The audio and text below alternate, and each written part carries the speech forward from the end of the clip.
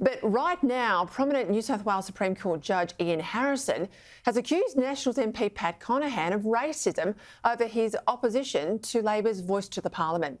Following Conaghan's speech in the House this week, Harrison fired off an email on his work account to the MP, describing Conaghan's views on the voice as disgusting, paternalistic and racist.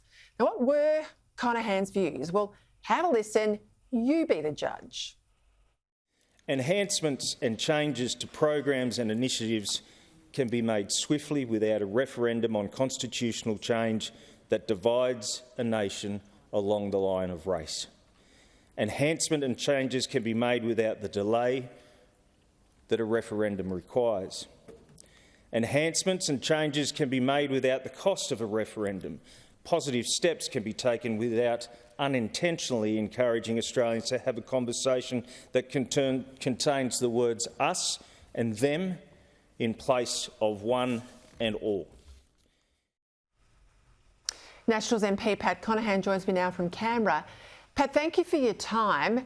Before you entered Parliament, you were a police officer and a solicitor, so you respect the law. I thought that was a very measured speech. I looked at it and I also read it so I could get the context. Were you surprised to get this email from the judge? Peter, thanks for having me. I was absolutely astonished when I received this email. In fact, I went back and had a look at the email address just to make sure it was genuine. My speech, in my view, was balanced. It was considered. I didn't insult anybody. In fact, I complimented the minister on the work that she was doing. So when I received this scathing email from the Supreme Court judge, I just couldn't believe it. So he's not a constituent, he doesn't live in your electorate.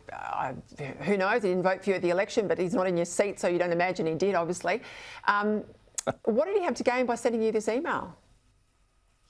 Look, that's probably something you'll need to ask Justice Harrison, but what it did demonstrate was that something we've been saying in the coalition for some time now, if you choose to take a different position to the yes vote, then you open yourself up for criticism, abuse, being called a racist, paternalistic and disgusting. And that, in my view, is why many people are afraid to stand up and say no.